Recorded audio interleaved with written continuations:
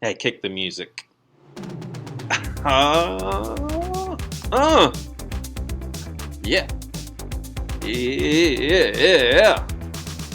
Want to send a special shout out to Dan Koch, a friend who supports this podcast by letting us have access to all of his music. The man is killing it out there with creating fine music for fine businesses, and if you want to see more of what he's up to in that regard, you can go to dankoch.net. Koch spelled K-O-C-H. Welcome back, listeners. It's good to be back in your ears. Thanks for being a regular listener. Shout outs to those of you that may be newer listeners. You can go to pastorwithnoanswers.com.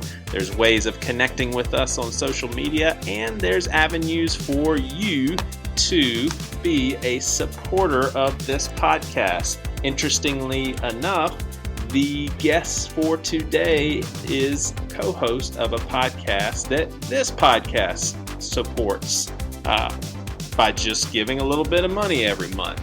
We can make the world go round and round together, my friends, by supporting the sorts of media that we consume regularly. And of all the podcasts that I dabble in, this is one that I listen to the most regularly. So thank you, Bible for Normal People, and thank you, Jared Byas, for being on the show today. Want to send a special shout out to Michael Wilson, who has been supporting this podcast for a long time at actually a very high level, and I certainly appreciate it. And I also want to thank a relatively new supporter of this podcast. We are excited to have Eric Sakmar. Hopefully I said that right. If I didn't, I don't know how else to pronounce it, man. It's spelled S-A-K-M-A-R.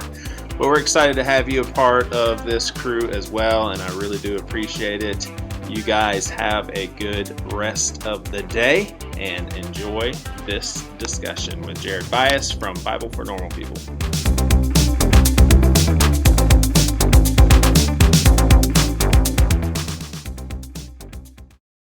My name is Jared Byas, and you're listening to The Pastor with No Answers. All right, here on The Pastor with No Answers. Excited about today. I'm always excited about, these episodes, though, or else I wouldn't do them. But I guess there would be, I don't know, there has been times where I've gone into a podcast episode and I'm thinking, I probably shouldn't be doing this, and then I lie and I say I'm excited. But this is not one of those. Believe it or not, I don't listen to a whole lot of podcasts, and for me, it's one of those things to where it's always, do I listen to music or podcasts? And I just love music so much. But when I do go through podcast listening season, typically it's going to have a few episodes from Bible for Normal People. So thank you and your friend Pete Enns. Always a lot of good stuff. Are you still enjoying podcasting? Do you have deeper level of respect for people that do it? Because it's so easy to critique. People want to critique you, and you're like, you try it then. You try it. Yeah, we take we go to every other week in the summers. Yeah. And I'm learning that that's actually a really nice rhythm, because by May I'm like, I'm done. I'm done. And then right about now I'm like, okay, I can breathe. It feels pretty good. Yeah, for sure. Yeah, and I think it's stuff too that people just don't even think about. Like it's. And I get it, because I'm on the other end of it sometimes too, and I hear someone say something like, man, that was kind of jerky that they said it. But then on my side of things, it's like people don't realize, okay, not only are you having a conversation, but you're doing it in a way where you want other people to be entertained.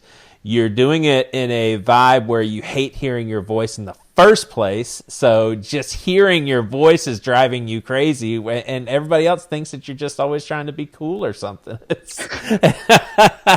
I mean, you're really putting yourself out there for some shots below the belt. So good job with what you guys are doing. So you, from what I gather, it sounds like you and I are from similar places, religious upbringing and all of that. But remind me, maybe give us a snapshot of, did you grow up in a Christian household? What sort of denomination? And then maybe lead us to when you started asking some major questions. Yeah, absolutely. So varied background, but the easiest way to say it probably is my dad was a born and bred Texan, grew up Southern Baptist, so I had a lot of Southern Baptist influence. And then my grandmother on my mom's side, I'm Native American on my mom's side. She was an itinerant charismatic preacher. So she would travel around in a van and do ministry and preaching and a lot of speaking in tongues and that kind of thing. And so, I grew up with both of those backgrounds pretty heavily. And my parents were pretty explicit. They were intentional and said, hey, we feel like the Southern Baptists do a good job of laying down a foundation and a simple and basic faith. And so we went to a Southern Baptist church for most of my childhood. And then around age 10 or 11, we went to a more charismatic church up until I was a teenager. And then through that, because for my family, the way it was you get the basics from the Southern Baptists, and then when you're more mature, you mature into a charismatic faith. So that's how really. So and the Southern Baptists, they were not practicing speaking in tongues and things like that, right? So maybe I heard you wrong. They don't see Pentecostalism then as a step up, do they? Or they see? No, I was just saying in my family, that's kind of how the intentionality was. We're going to do the basics in the Southern Baptist Church, and then when you're a little older and you kind of grow up, we'll go to up in the faith, so to speak. We'll go to the charismatic church.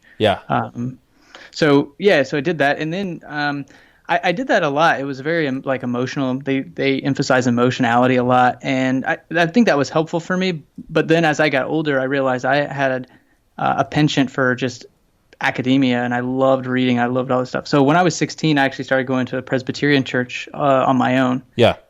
And got pretty involved there and became quite reformed in all of that in all its glory. And so then I went to Liberty University. And so Southern Baptist University, and got into their philosophy department. So that was interesting because I was kind of a dual outsider, which kind of led to a lot of questions. So not only was I reformed in a Baptist context, I was also studying philosophy in the School of Religion. Which is like a nerdy way of saying those things don't always mesh up real well. So we were asking a lot of questions. And here I am, like a 19-year-old. I'm just asking questions because I'm reading all these books that have all these questions. And then my, other Bible professors would be like, I'm not sure you should be asking that question. Like, my other professors making me read this book. So, so a lot of questions introduced philosophy is really the art of asking good questions. So lots of questions there. But then, I would say my deconstruction or just a lot of my questions came through philosophy, and then graduated from there and went to Westminster Seminary. And that's where it really, I think, started unraveling for me. And the irony was, I since I was about 13, as most 13-year-olds do, I wanted to be a professor of presuppositional apologetics. Since you were how old? Since I was like 13. I didn't know what presupposition meant when I was 13. That's awesome. So I wanted to get a PhD. That was like my goal, to go to Westminster, which is like the mecca of presuppositional apologetics. And then I get my first day at Westminster, first week, and all these professors in that department, frankly,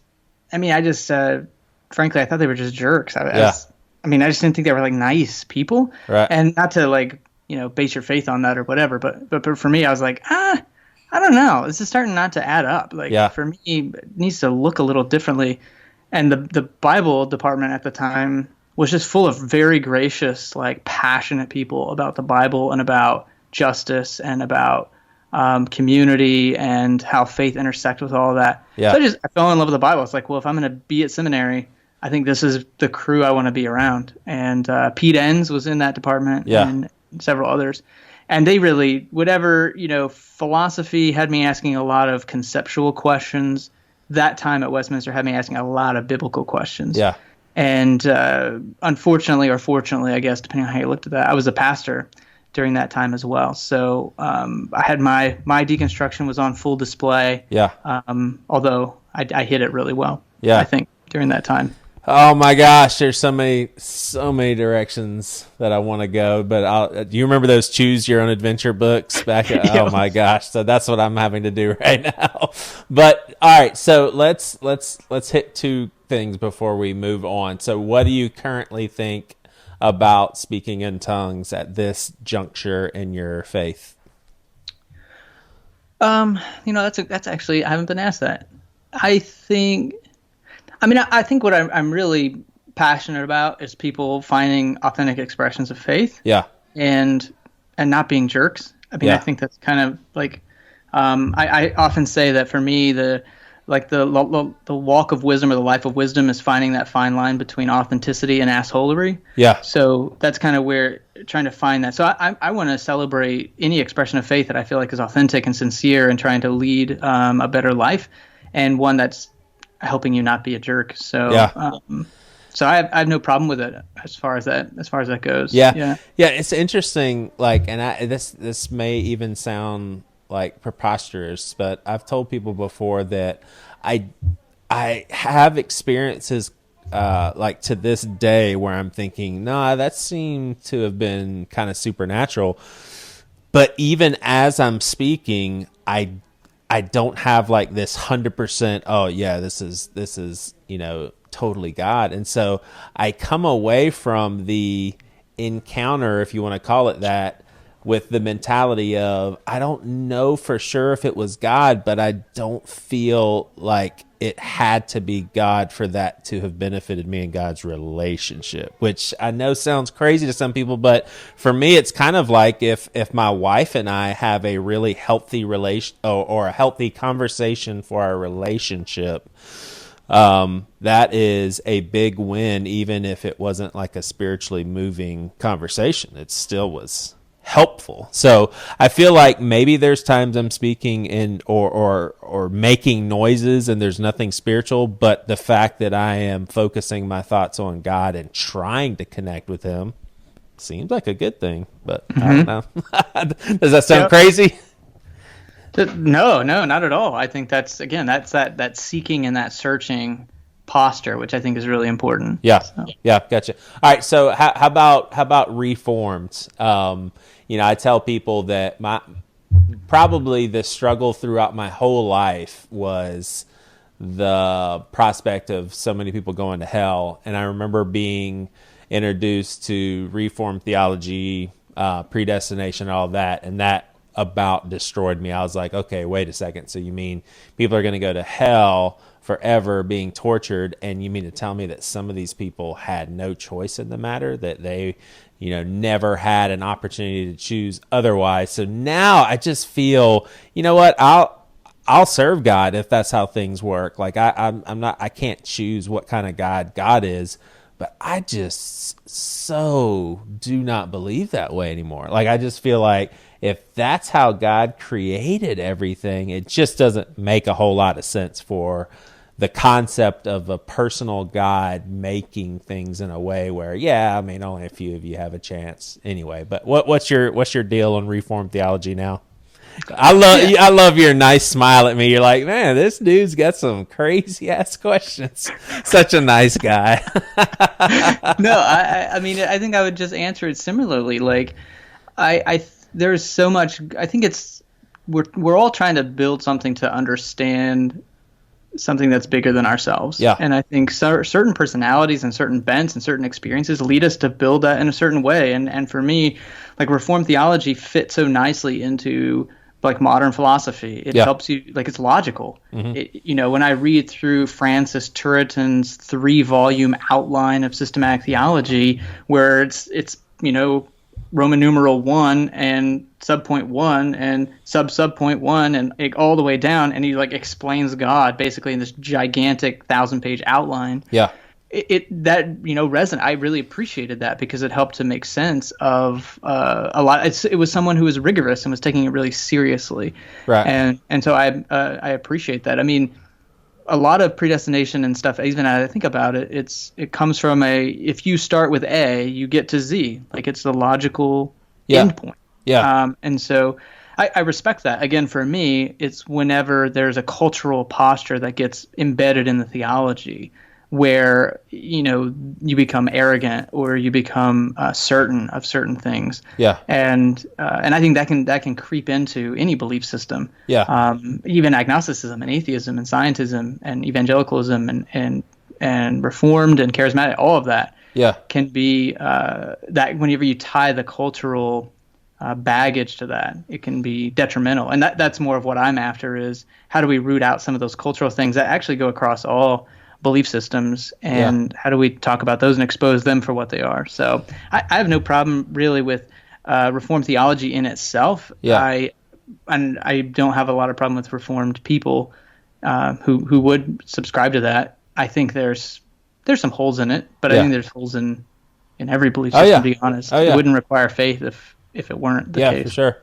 When you think like rigorous study too, and I think that I'm going through maybe it's lesser of the two evils, but it definitely seems to be a necessary step in my faith. Like I spent most of my middle, high school, college years, early adulthood, just constantly studying God's word, and it's crazy to think of the different stages and how I was reading it and all of that, but just I went through such a long period of time where I was trying to dissect everything and figure everything out. And now I've been, maybe in the last 5 years, I've gone through a stage where I have no pressure on myself to continually pick the Bible apart and almost like rest for a while in the realm of thinking like, okay, there's just so much and there's so little that I know. And after these 3 decades of studying it, I feel like maybe I'm even a little more lost than I was beginning it. So now I'm kind of like in a stage of just, okay, I'm just asking questions. I'm just trying to figure things out. But when I embark back in like an intense study, so to speak, would it be healthy? Like, where does it come into play that we are studying something captured by finite language that is supposed to be from an infinite God? So it's like, okay, we sit down to investigate God's truth, to figure out more about his love and theology and philosophy and all of that stuff. But at the same time, the realm in which, or the context in which we're looking at it through is human language. So, I mean, what should we do from just a responsibility level of approaching God's word, having that in mind? Yeah, it's interesting. I just want to point out some of the words you use, like if the point is to investigate or figure out. And I think that already kind of betrays a bias there. The way I often talk about it is we make the mistake that thinking that our role with the Bible is to understand it. And I think it's actually to stand under it.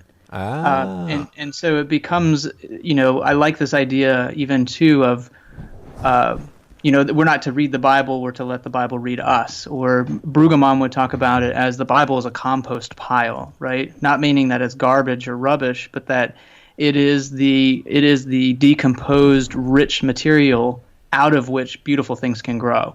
So it's a much more dynamic process. It's an event, it's a relationship, and it's an experience, not an investigation. And I think where a lot of theology, for me, falls short is it approaches the Bible in this scientific endeavor, investigate, figure out, understand, which for me is part of a narrative that started in the modern era, the Enlightenment of control. We're trying to control the text because to understand, right, knowledge is power. So the more I know, the more I can control, the more I understand.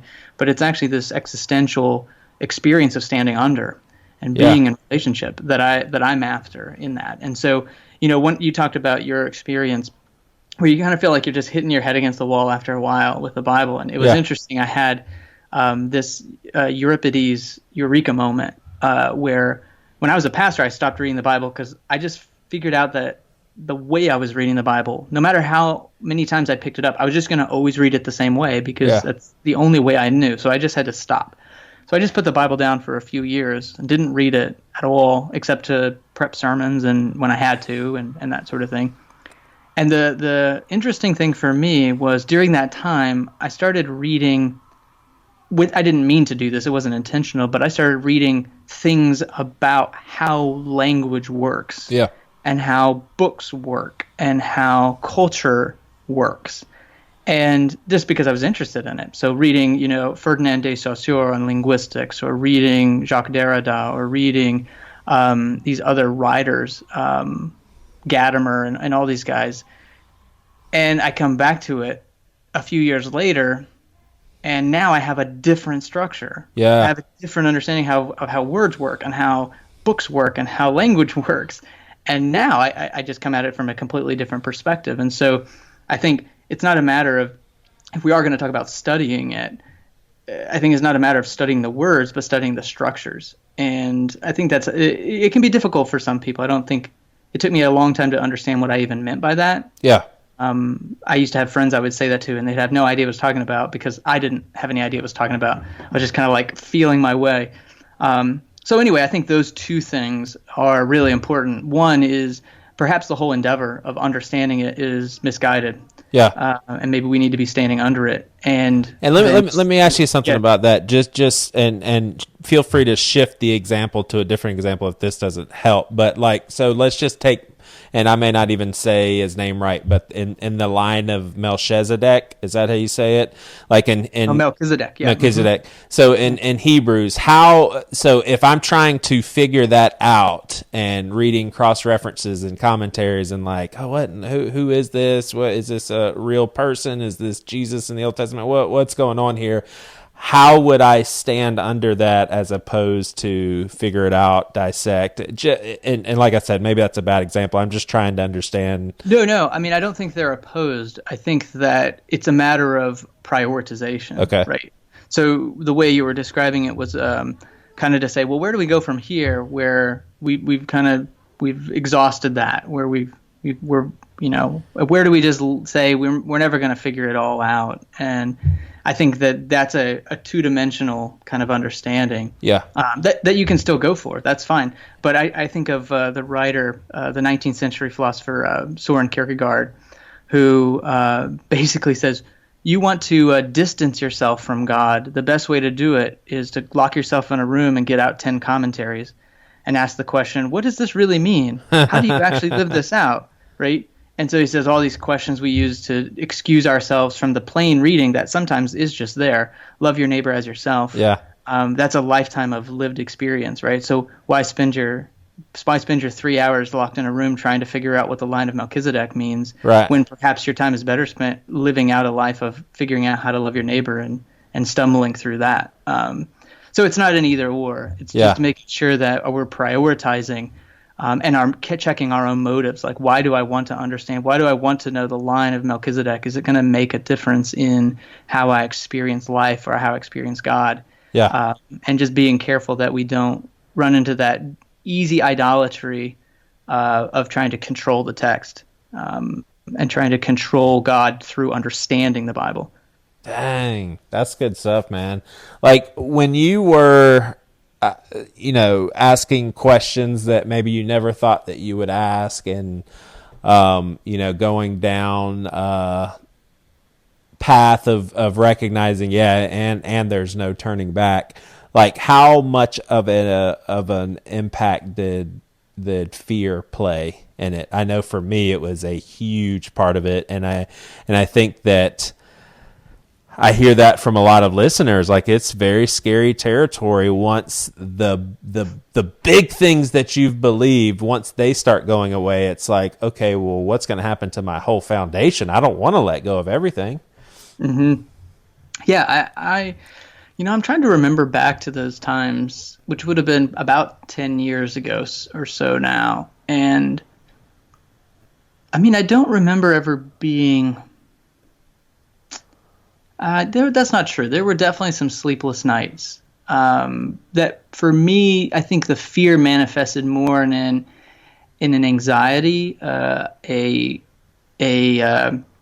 constant questioning. I just remember lots and lots of questions, and finding out that I couldn't necessarily answer those questions. And that's actually where my faith journey took a turn.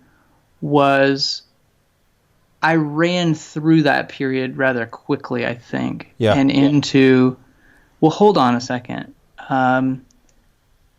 my faith may be unfounded, but if that's true, I think most things are unfounded. And so I became an avid questioner. I became an agnostic about everything. Mm-hmm. And so that's maybe something a little unique for me is my agnosticism in that sense kind of runs rampant through everything.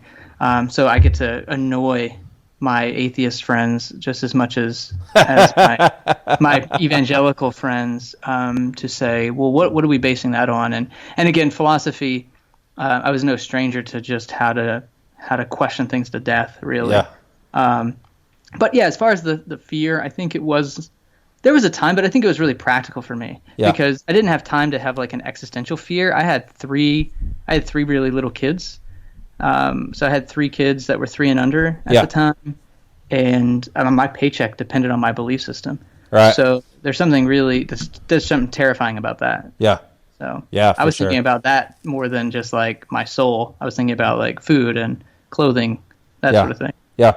So if someone from I'll throw a decade out there. If someone from your life, it's especially someone who was up close and personal to your spiritual journey and community and all of that, if they were to see you now having not really been able to interact with you in the last 10 years, how would you describe to them the main difference in your approach to life and spirituality at this point as opposed to when they knew you? Yeah, that's a good question. I think, it's funny that to me, probably one of the driving factors of my faith, how I think about faith, came about because I realized if I just stopped believing all this stuff, I bet my life wouldn't actually change almost at all. Yeah. And so I tried it like one belief at a time, and sure enough, it didn't change. Were there any things that you're like, well, I guess if I don't believe that's wrong, I'll just do that? Like, were there any small things that you're like, I don't really care about trying not to do that?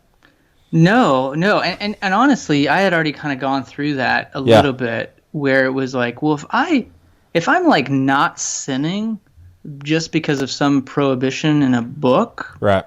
I think that's actually about lacking moral character. I think that's it's not an inner transformation. And actually the second thing I ever published was in a relevant magazine in I don't even remember that was 2007 or something, 6. And it was that I learned this lesson when my family had gone out of town, and I became this lazy, unforgivable slob when they had gone out of town. And I'd used to be so self-disciplined and I was so self-disciplined. I'd had a rigorous schedule in high school of during the summers I had piano lessons and from no one else but just me. Yeah. And then I had a family now, and they kind of they were that external force that made me behave, right? Yeah. They made me behave in a certain way. I had to get up at 6 a.m. because I had a 2-year-old who got up every morning at 6. So I was kind of atrophying those muscles on the inside. That willpower was atrophying because I didn't need to use it. It was all externally forced on me. Yeah. And so I had this kind of light bulb moment of how we do that with morality, and how the Bible becomes that, or how God, or whatever external forces, where we don't have to practice. So the example I used was, I don't cheat on my wife because I have this external authority, like a fear of getting caught or something. Right. And so if that fear goes away, I could certainly get away with it here. If I haven't built that muscle, that moral character, then it's really bankrupt. So I kind of had that early on, and so that's been the journey I've been on ever since, is to say, maybe God wants us to, I often say maybe God doesn't give us a firm foundation. Maybe God asks us to co-create it. Yeah. And so, so that's the journey I've been on, I think. What does that mean? Tell me that a little bit deeper as far as co-creating a foundation. Well, I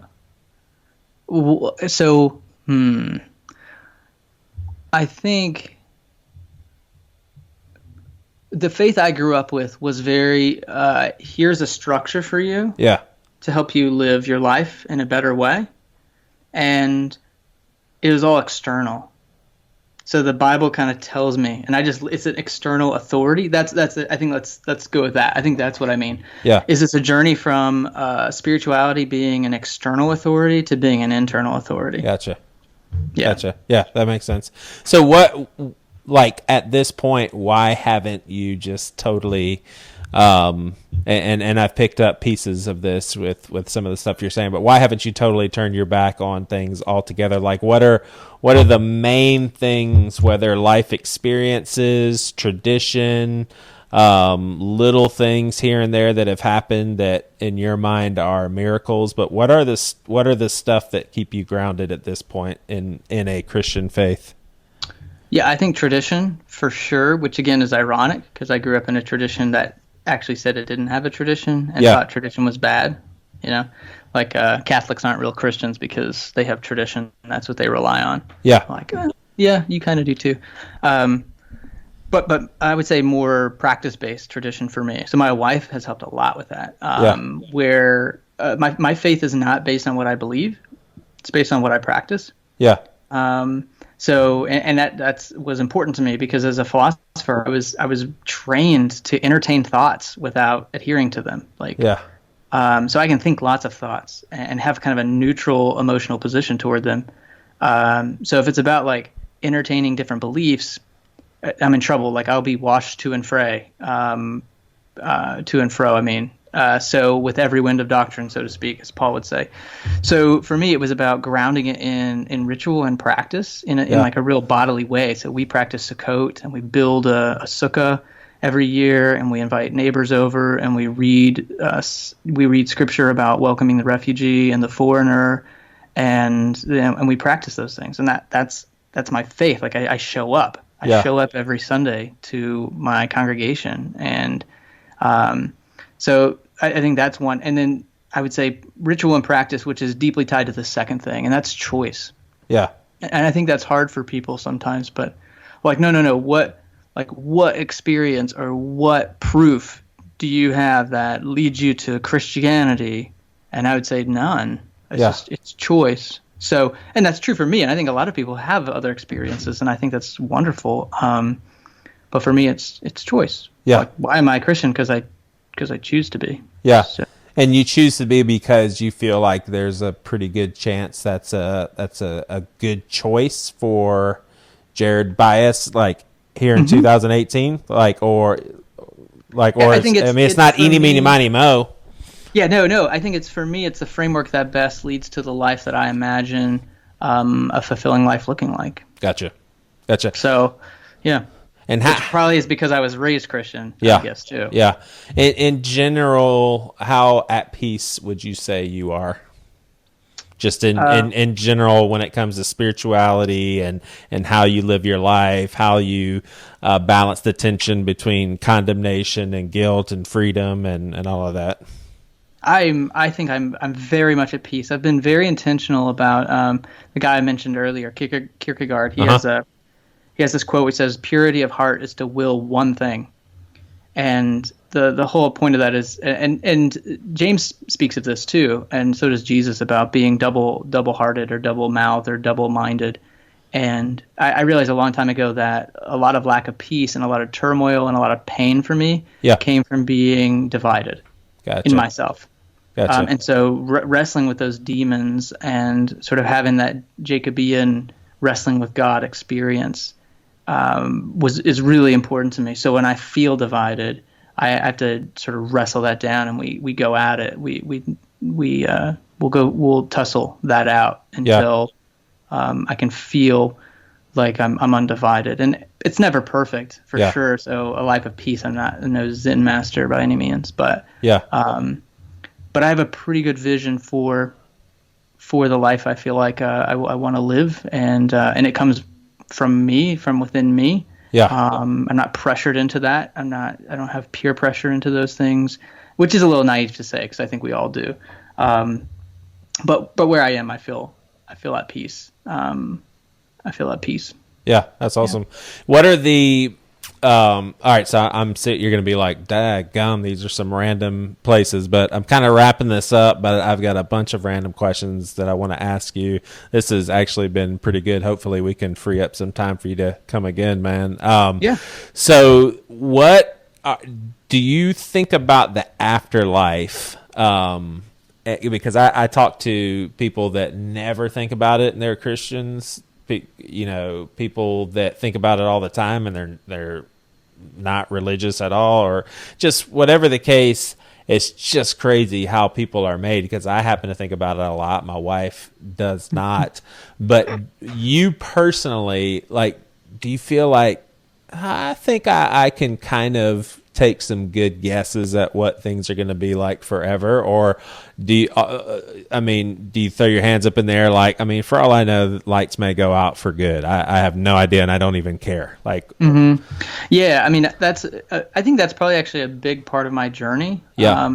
My personality is such, and I have one son that's this way, and it's been really sweet, and it's been fun in a, I would say, more tender way. Yeah. To see him. But when I was a kid, I was so sad about death. Yeah. I was a very sad, I remember I would just be weeping in my bed at nights when I thought about it, and I thought about death a lot. I would play through it. And I think it is, like you said, it's a personality thing. I think some people are just built that way. But yeah, imagining my parents dying or my siblings dying and just like sitting in that despair, even as an 8-year-old or a 9-year-old. So that really propelled me. So that personality probably drawn toward philosophy, where we talk about death a lot. But yeah, so I'd say that's been a big part of my life, is thinking through death. And as someone who really likes control, so I'm an 8 on the Enneagram. Yeah. So I love to control. I think I can control everything. It was like baffling to a young mind to think that every night I thought about death and never did I come up with a solution. Yeah. There was like, no. Even as a committed Christian, you still got to go through the death part. Yeah. And there's really no way of knowing what's going to happen at the other side of that. Right. So I took a lot of solace in reading through, with some scholars' help, seeing that the Hebrew Bible actually doesn't have a robust understanding of the afterlife at all. And you read Kohelet in Ecclesiastes, who's like, who knows? Who knows if the souls of men go up and the souls of animals go down? Maybe we all just die and that's it. And so it gave me a place for those questions. And so for me, I feel like I don't miss anything by not speculating about the afterlife. For all I know, it's the end. But I'm kind of with Kohelet that says, hey, at the end of the day, what does it matter? Make your choice. Like, serve God regardless of whether there's this like paradise at the end or nothing. Yeah. But I would say it took me many years to kind of work through that and become comfortable with that. Yeah, definitely. Is this more of a philosophical question or a theological question? But and throw out of the window for a second what you believe about this, and is it a problematic notion of God condemning the majority of human beings to eternal conscious torment? Is that a philosophical question, whether or not that's problematic, or is that theological, or both, or do they overlap, or what? Yeah, I think they probably overlap, because it's really about ethics and morality as well as theology. So it's sort of the ethics of God, right? Yeah. So Plato writes about this like 2,000 years, well, not 2,000 years, 400 years before Jesus, 2,000 years ago, in Euthyphro, the dialogue with Euthyphro. And I would say it is problematic for sure. I don't know what else to say other than we run into this problem. So the reason I bring up Euthyphro is he throws out this problem, like, are things good because God says it, or does God say it because it's good? Right. And so you run into this problem. It's a dilemma. So which one's prior? Is there this notion of good, and we all understand it, and that's why God calls it good, because it's this universal norm? The problem with that is then that thing becomes God, right? It's prior to God. Like, good is bigger than God. So God just kind of enters the scene. He's like, yeah, that's good. We all know it because good's bigger than me. Or we have a capricious God. That's just where arbitrary. God is good is just whatever God says. Yeah. So if God had said, yeah, murdering babies, that's great, we'll call that good, then we would just say, okay, that's good. Now could it be like intricately intertwined with just his eternal nature to begin with? Like if everything kind of came from the same place? Does that make sense? I would say that's kind of probably the classic apologetic answer to that. Frankly, I mean, maybe I'm just not smart enough to understand it, but I don't actually know what that means when people say that. Gotcha. I get it because that's how I would have answered it, but I don't actually know how that solves the problem. Gotcha. So maybe, maybe I'm just not smart enough, and that's very well might be. But for me, yeah, I think it is problematic, and I think what I often say is from an experiential level, right? Yeah. So all I can do is go off of kind of what I see and what I experience. Right. And what I see and experience is humans. And I wouldn't be okay with humans torturing eternally anyone. Right. Consciously. So that's kind of all I have to go on. Right. So what do you say to someone that says, "Oh, well, nice of you to try to play God. Like, why don't you take your place and be a human being and, realize that his thoughts and ways are higher than yours?" Yeah, a little Isaiah 55. Yeah.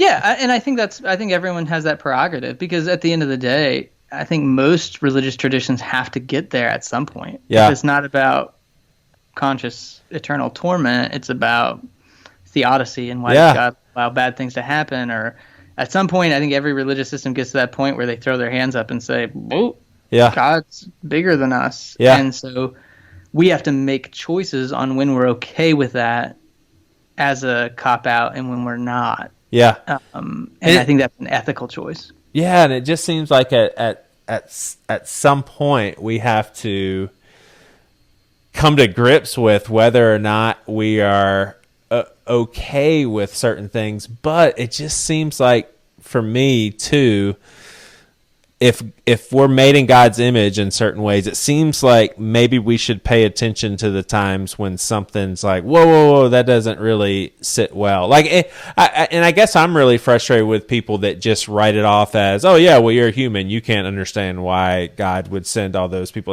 It's like, well, wait a second, I'm a human, but He made me. Can't I embrace some of this stuff that's making me feel bad right now? Like, do I have to resist that because that's like some sort of a sinful thing to have these questions? Or can I really rest in this stuff and be like, well, wait a second, let me pay attention to some of this sort of thing? So yeah, well, and I think I would just go beyond that surface, and often what I find is people are either want to be in control, and so when you push back, it's not really as pious as it sounds. It's sort of like, well, how dare you question me? Yeah. Or people are afraid. Yeah. And so you take that block out of their faith, and then it starts to crumble. And so I always want to be empathetic to people in that way. I would say I would always, me personally, I tend to want to be empathetic to those people. Yeah. I'm not interested in tearing down people's faith. I mean, I'm not at all interested in that. I don't want to be that guy. But if you're using that to lord it over people and stay in control in an unhealthy way, I'll absolutely go after that. Yeah. So again, because for me, it's about the ethics underneath the belief system. And so if it's about abuse and about control and about power, and that's why you're holding it or why you're coming at someone and telling them they have to believe it, right? Then I'll resist that all day. Yeah. But if it's my great grandmother sitting in the pew and she's living out a life of Jesus and has this belief that lots of people are going to go to hell one day, and she's going to just have that belief, and I don't necessarily think it's my place to sort of argue it out of her. And I learned that the hard way of like being an arrogant 22-year-old pastor full of piss and vinegar, right, telling these saints in the faith what they need to believe, and just like either making them hate me or rocking their faith in a way that was just so inappropriate for me to be doing. Right. So that's got to be a sobering thought, man. I was a school teacher at 22, so I don't have to have all those regrets. I can just be like, well, I screwed them up in science. They don't have photosynthesis straightened out yet, but man, dude, this has been awesome, man. It really has been great talking to you face to face. And golly, I got to listen to this one again, because sometimes when I'm interviewing, I'm thinking about other stuff I need to be asking you and having a hard time really sinking. So this is really good stuff, man. I appreciate it. So if you have not checked out the Bible for Normal People, you got to do that. And then what are some stuff that you are doing, Jared? Or you got a blog, or just things that, Twitter? Where can people follow some of your thoughts? Yeah, so Twitter is at Byas, and Facebook I have an author page going up. I'm working on a book about truth right now, so little pieces will be coming out about that as I continue to go down that path. But right now, Twitter, Facebook, and the podcast for sure. Awesome. Thanks, man. Have a good rest of the night. Thank you.